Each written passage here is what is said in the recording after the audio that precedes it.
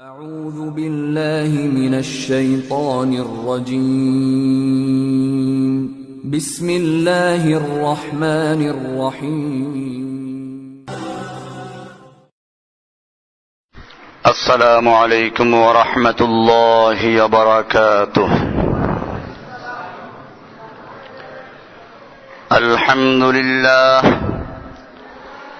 الحمد لله نحمده ونستعينه ونستغفره ونؤمن به ونتوكل عليه ونعوذ بالله من شرور أنفسنا ومن سيئات أعمالنا من يهده الله فلا مضل له ومن يضلله فلا هادي له وأشهد أن لا إله إلا الله وحده لا شريك له وأشهد أن محمدا عبده ورسوله صلى الله تعالى عليه وعلى آله وأصحابه أجمعين أما بعد فأعوذ بالله من الشيطان الرجيم بسم الله الرحمن الرحيم ومن الناس من يعجبك قوله في الحياة الدنيا ويشهد الله على ما في قلبه وهو ألد الخصام وإذا تولى سعى في الأرض ليفسد فيها ويهلك الحرث والنسل والله لا يحب الفساد صدق الله تعالى وصدق رسوله النبي الأمي الكريم ونحن على ذلك لمن الشاهدين والشاكرين والحمد لله رب العالمين معزز ও মুহতারাম হাজরাত মুরব্বিয়ানে কিরাম ও দিগার মুসল্লিয়ানে ইজাম, আল্লাহ সুবহানাহু ওয়া তাআলার মহান দরবারে লাখ শুকরিয়া জ্ঞাপন করছি, যিনি আমাদেরকে সালাতুল জুমা আদায় করার জন্য মসজিদে আসার তৌফিক এনায়েত করেছেন। এজন্য বলি আলহামদুলিল্লাহ। ইসলামের মধ্যে বিভিন্ন ফিরকা তৈরি হবে, এটা আল্লাহর রাসূল সাল্লাল্লাহু আলাইহি ওয়াসাল্লাম ভবিষ্যৎবাণী করেছেন। এমনকি দাগ দিয়ে পর্যন্ত মানুষের সামনে স্পষ্ট করে দিয়েছেন। সোজা একটা দাগ দিলেন, সে দাগে হাত রেখে বললেন এটা আল্লাহর রাস্তা। এ কথার উপরে কোরআনুল কারীম থেকে দলিলও পেশ করেছেন, ওয়া আন্না হাযা সিরাতী মুস্তাকিমান ফাত্তাবিউহু, এটা হচ্ছে আমার রাস্তা। আল্লাহ তাআলা বলছেন এটা আমার রাস্তা, যেটা সোজা সরল সঠিক। ফাত্তাবিউহু, তোমরা এই এক রাস্তায় অনুসরণ করো, এক রাস্তায় চলো, সরল রেখায় চলো। সরল রেখা কয়টা হয়? এরপরে আল্লাহর রাসূল সাল্লাল্লাহু আলাইহি ওয়াসাল্লাম ওই সরল রেখার ডানে বামে আরো অনেকগুলো দাগ দিয়ে বললেন হাযিহি সুবুলুন, এই অনেকগুলো রাস্তা। সুবুলুশ শায়াতিন, এগুলো হচ্ছে শয়তানের রাস্তা, এগুলো তোমরা অনুসরণ করো না, এগুলো শয়তানের পথ, শয়তানের রাস্তা। আলা কুল্লি সাবিলিম মিনহা শাইতান, এই রাস্তাগুলোর প্রত্যেকটা রাস্তার মুখে মুখে এক একটা শয়তান ওঁত পেতে বসে আছে। যখনই কোনো ব্যক্তি সিরাতে মুস্তাকিমে চলতে চায়, যখনই কোনো ব্যক্তি আল্লাহর সেই সোজা রাস্তা সিরাতে মুস্তাকিমে চলতে চায়, তখন ওই যে ডানে বামের রাস্তাগুলো বিভিন্ন তরিকা, এখানে যে শয়তানগুলো বসে আছে ওরা আহ্বান করে যে এই তরিকায় চলে আসো, এই তরিকায় চলে আসো, এখানে আসলে তোমরা হেদায়েত পাবে। হাদিসটা মিশকাতের 30 নম্বর পৃষ্ঠায় আছে, আব্দুল্লাহ ইবনে মাসউদ থেকে বর্ণিত। পুরো হাদিসটা এরকম: আন আব্দুল্লাহ ইবনে মাসউদ রাদিয়াল্লাহু তাআলা আনহু قال خط لنا رسول الله صلى الله عليه وسلم خطا ثم قال هذه سبيل الله هذا سبيل الله। এটা আল্লাহর রাস্তা, সোজা একটা দাগ দিয়ে বললেন এটা আল্লাহর রাস্তা। ثم خط خطوطا عن يمينه, ইয়ামিন মানে ডান দিক, ডান দিকে কতগুলো দাগ দিলেন। وخط خطوطا عن شماله, কিছু দাগ দিলেন বাম দিকে। وقال هذه سبل, আর বললেন এগুলো হচ্ছে কতগুলো রাস্তা। আলা কুল্লি সাবিলিম মিনহা শাইতানুন, প্রত্যেকটা রাস্তার মুখে মুখে এক একটা শয়তান ওত পেতে বসে আছে। ইয়াদউ ইলাইহি, ওই রাস্তার দিকে তাদেরকে আহ্বান করে, যারা সিরাতে মুস্তাকিমে চলতে চায় এদেরকে শয়তান ওখান থেকে নিয়ে এই বিভ্রান্তিমূলক শয়তানের রাস্তায় প্রবেশ করাতে চায়। হাদিসটা মিশকাতের 30 নম্বর পৃষ্ঠায় আহমদ, নাসাই, দারিমির থেকে পেশ করেছেন। এরপরে আল্লাহর রাসূল সাল্লাল্লাহু আলাইহি ওয়াসাল্লাম বলছেন ওয়া ক্বরাআ ওয়া আন্না হাযা সিরাতী মুস্তাকিমান ফাত্তাবিউহু ওয়া লা তাত্তাবিউস সুবুলা ফাতাফাররাকা বিকুম আন সাবিলিহি, তোমরা ওই শয়তানের রাস্তাগুলোকে অনুসরণ করো না, তাহলে তোমাদেরকে ওরা আল্লাহর রাস্তার থেকে দূরে সরিয়ে দিবে। আসুন, আল্লাহর নবী যে সময় দাগ দিয়ে একেবারে সোজা একটা দাগ দিলেন, ওই সময় বর্তমানে প্রচলিত যত রাস্তা যত তরিকা, কোন তরিকা ছিল? সেই সময় ছিল একটা তরিকা, তার নাম ছিল ইসলাম। তার নাম ছিল কি? বোঝা গেল আল্লাহর নবী সাল্লাল্লাহু আলাইহি ওয়াসাল্লাম যখন উম্মতকে দাগ দিয়ে দিয়ে বুঝিয়েছেন, সেই সময় যে তরিকা ছিল ওই তরিকায় কিয়ামত পর্যন্ত সিরাতে মুস্তাকিম। এরপরে যত তরিকা তৈরি হয়েছে, যত বড় পীরের নামে হোক, যত বড় ওলির নামে হোক, যাই হোক না কেন, সবগুলো শয়তানের রাস্তা, এবং প্রত্যেক রাস্তার মুখে মুখে যে শয়তানগুলো, সেগুলো হচ্ছে ওই তরিকার যারা আহ্বানকারী তারা। এই ফেরকাগুলো তৈরি হয়েছে পরে, তার মধ্যে একটা ফেরকা শিয়া নিয়ে আমরা আলোচনা করছিলাম। কোন ফেরকা নিয়ে? 2 জুমা পর্যন্ত শিয়াদের উপর আলোচনা হয়েছে, আজকে শিয়াদের মূল শেষ সমাপনী আলোচনা। শিয়াদের মৌলিক আকীদার মধ্যে একটা আকীদা হচ্ছে ইমামত। এদের আকীদা হলো আল্লাহর রাসূল সাল্লাল্লাহু আলাইহি ওয়াসাল্লামের পরে 12 জন ইমাম আসবে, সেই ইমামদের তালিকাও নাকি আল্লাহ তাআলা ওহীর মাধ্যমে আল্লাহর নবীকে জানিয়েছেন। সেই 12 জন ইমাম তালিকা হচ্ছে এরকম: 1 নম্বরে ইমাম হযরত আলী মুর্তজা রাদিয়াল্লাহু তাআলা আনহু, এরপর হযরত আলীর জ্যেষ্ঠ পুত্র ইমাম হাসান ইবনে আলী, তার হাসান রাদিয়াল্লাহু তাআলা আনহু, এরপরে তার ছোট ভাই ইমাম হুসাইন রাদিয়াল্লাহু তাআলা আনহু, এরপরে তার পুত্র আলী ইবনে হুসাইন ওরফে জাইনুল আবিদিন, এরপরে তার পুত্র মুহাম্মদ ইবনে আলী ওরফে ইমাম বাকের, এরপরে তার পুত্র জাফর সাদেক ইবনে বাকের, এরপরে তার পুত্র মুসা কাজেম ইবনে জাফর সাদেক, এরপরে তার পুত্র আলী রেজা ইবনে মুসা কাজেম, এরপরে তার পুত্র মোহাম্মদ তাকি ইবনে আলী রেজা ওরফে জাওয়াত, এরপরে তার পুত্র আলী নাকি ইবনে মোহাম্মদ তাকি ওরফে হাদি, এরপরে তার পুত্র হাসান আসকারি ইবনে আলী নাকি ওরফে জাকি, এরপরে তার পুত্র দ্বাদশতম ইমাম, সর্বশেষ ইমাম মোহাম্মদ আল মাহদি আল মুনতাজার ইবনে হাসান আসকারি।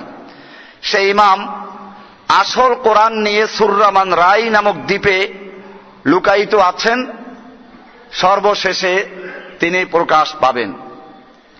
আমাদের জিজ্ঞাসা হচ্ছে এই শিয়াদের কাছে, যদি তোমাদের ইমাম সত্যিকার ইমাম হয়ে থাকে, দুনিয়ার সমস্ত মানুষ যদি গোমরাহির মধ্যে হয়ে থাকে, তাহলে ইমাম সাহেব কেন লুকায়িত আছেন, পালাই আছেন কোরআন নিয়ে? ইমাম সাহেবকে তো আসতে হবে। যদি শিয়াদের ইমাম ছাড়া সব গোমরাহ হয়ে থাকে, আমি জিজ্ঞেস করতে চাই, ইমাম হুসাইন যদি কারবালার ময়দানে ইয়াজিদকে বাতিল মনে করে সেজন্য লড়াই করে শহীদ হয়েছেন, তাহলে তার আগের যারা ছিল তারা সত্য ছিল, কারণ তিনি লড়াই করেন না তাদের বিরুদ্ধে। এর আগের লোকগুলো যদি বাতিল হতো, আবু বকর যদি বাতিল হতো, ওমর যদি বাতিল হতো, ওসমান যদি বাতিল হতো, তাহলে অবশ্যই ইমাম হোসাইন যেভাবে ইয়াজিদের বিরুদ্ধে লড়াই করেছেন, ঠিক তার পিতা আলী রাদিয়াল্লাহু তাআলা আনহু এদের বিরুদ্ধে লড়াই করতেন। ইমাম হোসাইন লড়াই করতেন, হাসান লড়াই করতেন, সাহাবায়ে কেরাম লড়াই করতেন। যখন তারা লড়াই করেন নাই, লড়াই করলেন ইয়াজিদের বিরুদ্ধে, বোঝা গেল আবু বকর সহি, ওমর সহি, ওসমান সঠিক ছিলেন, তারা কোরআন সুন্নাহর মোতাবেক ছিলেন, এজন্য আলী তাদেরকে মান্য করেছেন। সুতরাং আজকে যারা ইমাম হোসাইন আলীকে, যারা আবু বকরকে, ওমরকে, ওসমানকে যারা গালি দেয়, তারা আলীর দুশমন, আবু বকরের দুশমন, ওসমানের দুশমন, সমস্ত মুসলমানদের দুশমন, তারা মুসলমান হতে পারে না। 12 ইমাম। এরপরে আসুন ইমামদের অবস্থা কি। ইমামদের সম্পর্কে শিয়াদের আকীদা হচ্ছে আল ইমামু মাসুম, ইন্নাল ইমামাতা আহাদু মিনাল্লাহি আযজা ওয়া জাল্লা মাহুদুন লিরিজালিল মুসলিমিন লাইসা লিল ইমামি আইয়ুরুহু আনিল্লাযী ইয়াকুনু মিন বাদিহি। উসুলে কাফি শিয়াদের কাছে, আমাদের যেমন বুখারী সহিহ কিতাব, শিয়াদের কাছে সহিহ কিতাব হচ্ছে উসুলে কাফি। উসুলে কাফি 2 নম্বর খণ্ড, সাফা নাম্বার 25-26, সেখানে পরিষ্কার বলে দিয়েছে ইমামরা আল্লাহর পক্ষ থেকে নির্দিষ্ট লোকদের জন্য একটি অঙ্গীকার, ইমামত। আর অধিকার কারো অধিকার নেই সে তার পরবর্তী সময়ের জন্য মনোনীত ইমাম ছাড়া অন্যের ইমামতকে হস্তান্তর করবে, অন্যের কাছে ইমামত হস্তান্তর করার অধিকার নেই। এটা হলো ওদের আকীদা।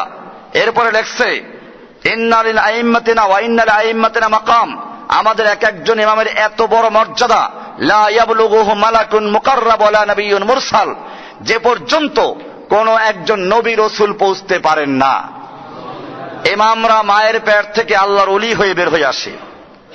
পীরদের সঙ্গে মিলান, পীরদের বই তো লেখা আছে, ওদের পীর ওলিরা, মাঝবান্ডারির বই আছে বেলায়েতে মুতলাকা, বাসায় আছে আমার, বইতে লেখা আছে আমার বংশের একটা তেফলে বাচ্চাকে, তেফেল আরবিতে লেখছে, আবার এক একটা শিশুকে তোমরা আল্লাহর ওলি মনে করো, তারা মায়ের পেটের থেকে আল্লাহর ওলি হয়ে জন্মগ্রহণ করে।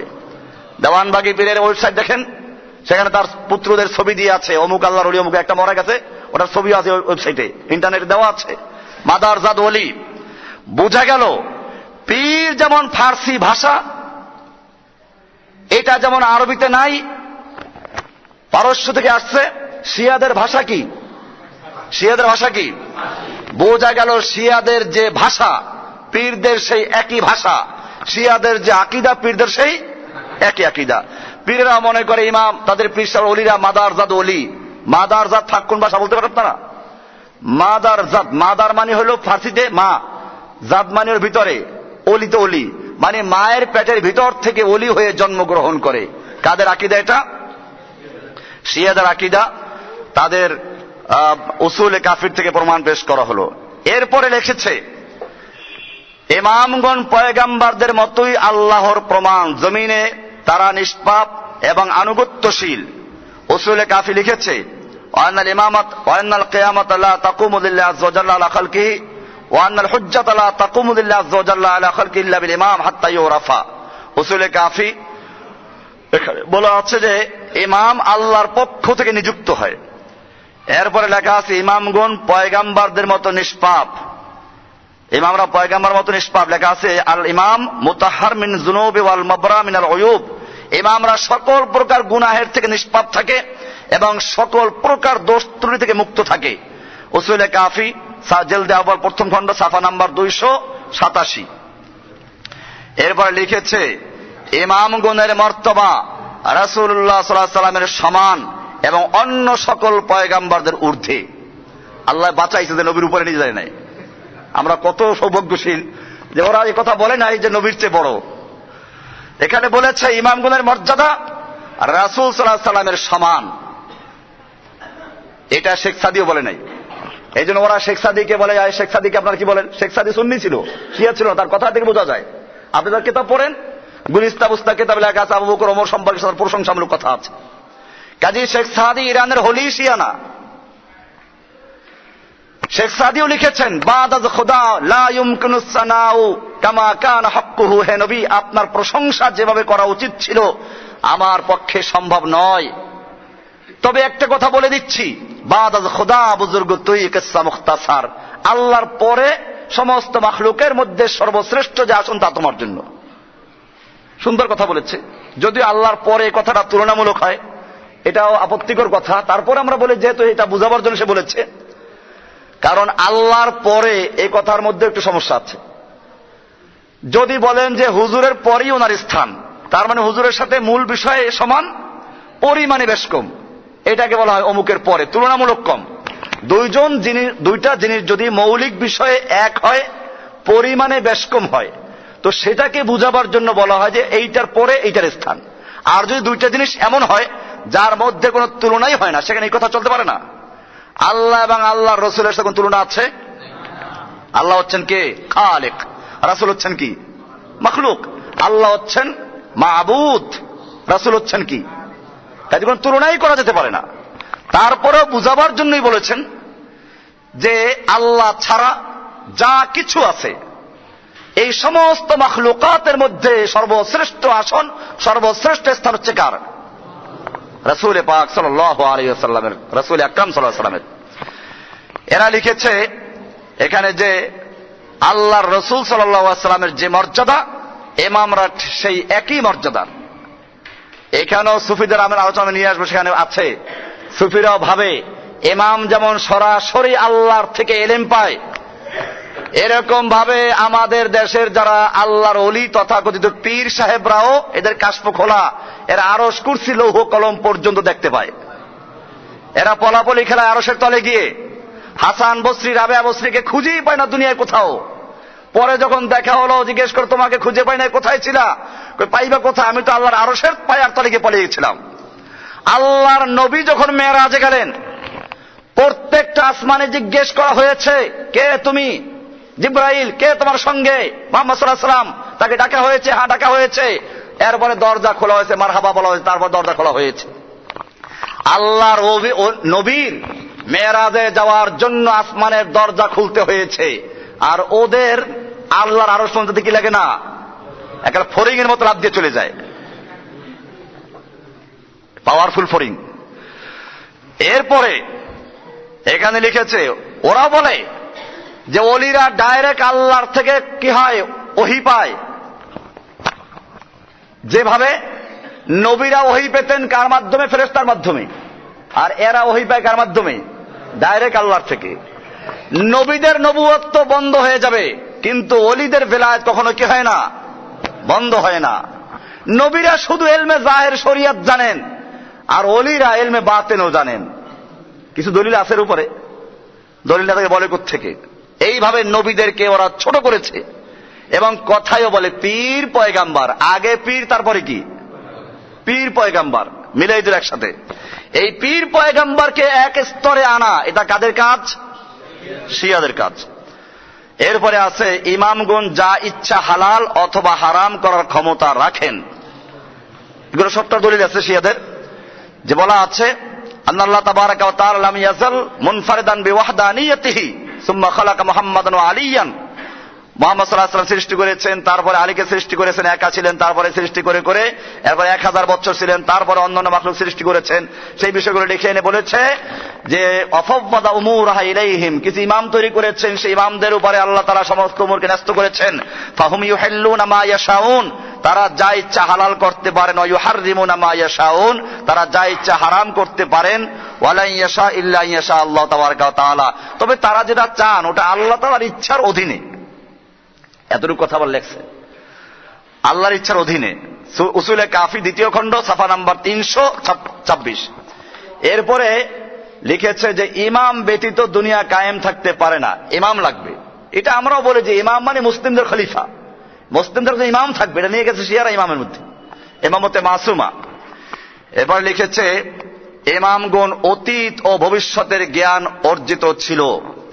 ইন্নাল আইম্মাতা আলাইহিমুস সালাম ইয়ালামুনা মা কানা ওয়া মা ইয়াকুন ওয়া আন্নাহু লা ইয়াখফা আলাইহিম শাইউম মিন সালাওয়াতিল্লাহি আলাইহিম। আল্লাহ তাআলার যা কিছু আছে ইমামদের কাছে কিছুই গোপন থাকে না, ইমামরা সব জানে। আল্লাহর নবী আলেমুল গায়েব না, এর উপরে কোরআনের যথেষ্ট আয়াত আছে। আর এখানে ওলিদেরকে বানিয়ে দিল কি, এর এখানে শিয়াদের ইমামদেরকে, ইমামরা সব জানে। মা কানা ওয়া মা ইয়াকুন, যা ঘটে গেছে এবং যা কিয়ামত পর্যন্ত ঘটবে সবকিছু তারা জানে। একই বক্তব্য আমাদের পীরসাহেবদের কাছে যান না, আপনাকে দেখা মাত্র সব বলে দিবে, কি হয়ে গেছে, কি হচ্ছে, গরু কোন জায়গা থেকে রওনা হলো তাও বলে দিবে। এইভাবে ইমামগণের জন্য কোরআন হাদিস ছাড়াও জ্ঞানের অন্যান্য অত্যাশ্চর্য সূত্র রয়েছে। জ্ঞানের ভিন্ন সূরত আছে, মানে গোপন এলেম। এটা আল্লাহর নবী এদেরকে গোপনে দিয়ে গেছেন আলীকে রাদিয়াল্লাহু তাআলা আনহু, আলী দিয়ে গেছেন আরেকজনকে, এভাবে কিয়ামত পর্যন্ত ওদের 12 ইমাম পর্যন্ত চলতে থাকবে গোপন এলেম। এই এলেম কোন শরীয়তের আলেমরা জানে না। মারেফাতি পীররা কি বলে, একই কথা বলে। সবটা মিলে আছে শিয়াদের আকীদাগুলো। এবং এই যে বইটার ফটোকপি, এটা আমার সামনে আছে, কয়েকটা বই থেকে নেওয়া। এগুলো এদেশের সব আলেমদের কাছে গ্রহণযোগ্য, কারণ সবচেয়ে এটা একটা আছে ইসলামী আকীদা ভ্রান্ত মতবাদ, ওটার মধ্যে এটা আছে, তার ফটোকপি আমার সামনে আছে। তো ওখানে ওইগুলো লিখেছে, কাজে এইটার ব্যাপারে সব আলেমরা একমত। এখন যা বলছি শিয়াদের ব্যাপারে, কিন্তু যখন আপনি বলবেন যে শিয়াদের সঙ্গে তোমারও মিল আছে, তো না না আমরা করলে এটা ভুল না, শিয়াদেরটা ভুল। আমরা যদি এগুলো করি, এই আকীদা পোষণ করি, এটা ভুল না। তবে শিয়ারা করলে কি হবে? বেদাত যদি মাঝভান্ডারি করে তাহলে বেদাত, বেদাত যদি সুরেশ্বরী করে তাহলে বেদাত। তবে আমাদের হক্কানি পীর সাহেবরা করলে কি হবে না? বেদাত হবে না। তো এখানে বলা আছে যে সেখানে লিখেছে যে ইমামগণের কাছে গোপন এলেম আছে, যে এলেমটা অর্থাৎ ওহির এলেম ছাড়াও ভিন্ন এলেম আছে, এলমে বাতেন, যে এলেমটা শুধুমাত্র এরাই জানে। এখানে আসছে একটা হাদিস, ওদের কিতাবের হাদিস, যে জাফরের কাছে জিজ্ঞেস করলো, যে বলল যে ওয়াইনদানা আজ-জাফর, আমাদের কাছে জাফর আছে। ক্বালা বিআউন, বলল যে ওয়ামা ইউদরিহিম মা জাফর, জাফর কি জিনিস? ক্বালা বিআউন মিন আদম, এটা চামড়ার একটা বর্তন। ফিহি ইলমুন নবিয়্যিন ওয়াল ওয়াসিয়্যিন ওয়া ইলমুল উলামা আল্লাযিনা মাদা মিন বনি ইসরাঈল, এটার মধ্যে সমস্ত নবীদের ইলম আছে, সমস্ত ওসিদের ইলম আছে, এবং পূর্বের যত নবী গেছে সমস্ত লোকদের ইলমের মধ্যে সংরক্ষিত আছে। এরপরে ফাতেমা রাদিয়াল্লাহু কাছে একটা মুসহাফ ছিল, সে মুসহাফ আছে। এগুলো উসুলে কাফি, জিলদে আউয়াল, সাফা নাম্বার 345 থেকে নিয়ে 346 পর্যন্ত। এরপরে বলা হয়েছে ইমামগণের এমন জ্ঞান আছে যা ফেরেশতা ও নবীগণেরও নাই। ফেরেশতারও নাই, নবীগণেরও নাই, কারণ তারা তো সরাসরি আল্লাহর সঙ্গে যুক্ত। কাজে এদের আবার এই জ্ঞান নবীদের কাছে আসবে কোথা থেকে? নবীরা তো ইলমে জাহের জানেন খালি, নাউযুবিল্লাহি মিন যালিক। বলেছে যে সাআলতু আবি আব্দুল্লাহ আসসালাম ক্বালা আলাইহিস সালাম ক্বালা ইন্না লিল্লাহি তাবারাকা ওয়া তাআলা ইলমাইনে, আল্লাহর কাছে দুই প্রকার ইলম আছে। আযহারা আলাইহি আম্বিয়াহু, এক প্রকার ইলম যা নবী এবং ফেরেশতাদেরকে জানিয়েছেন, আর এক প্রকার ইলম যা নবী এবং ফেরেশতাদেরকে জানান নাই, এটা শুধু ইমামদেরকে দিয়েছেন। এরপরে প্রত্যেক জুমার রাত্রিতে ইমামগণের মেরাজ হয়, তারা আল্লাহর আরশ পর্যন্ত পৌঁছেন। আল্লাহর নবীর সারা জীবনে মেরাজ হয়েছে কয়বার? আর শিয়ার ইমামদের মেরাজ হয় কয়বার?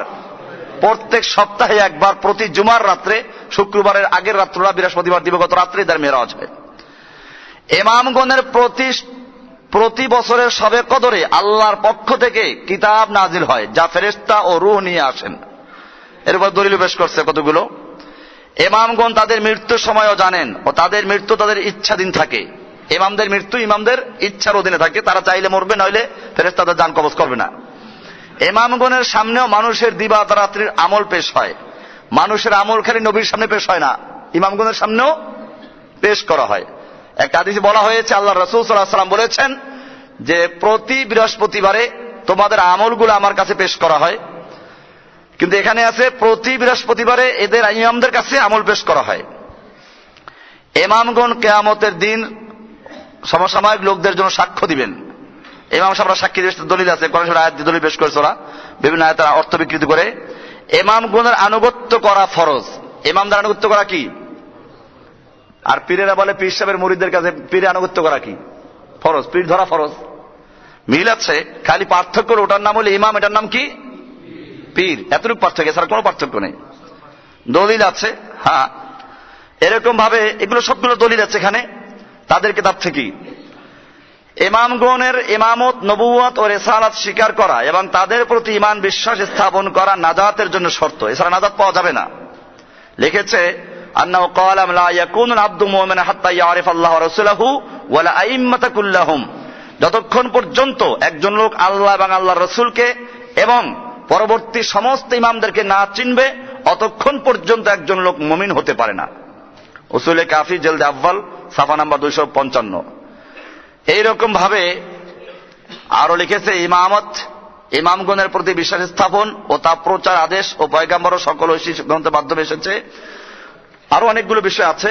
ইমামগণ দুনিয়া ও আখিরাতের মালিক এবং তারা যাকে ইচ্ছা দেন ও ক্ষমা করেন। পুরা দুনিয়ার মালিক ইমামগণ। সুফিদের কাছেও যান, তারাও বলে যে পুরা বুজুর্গি কি আল্লাহ তাআলা ভাগ করে দিয়েছেন, এক এক এলাকার গাউস আছে, কুতুব আছে, আবদাল আছে, এরা এলেমগুলো ভাগ করে নিয়েছেন এবং এরা যা ইচ্ছা তাই করতে পারেন। আল্লাহ তাআলার থেকে সন্তান ছিনিয়ে নিয়ে আসেন, আল্লাহ কাউকে মারলে পরে কি জীবিত করে দেন, এই ক্ষমতা ওনাদের আছে, তারা এগুলোর মালিক। এটা সুফিদের বইতে আছে।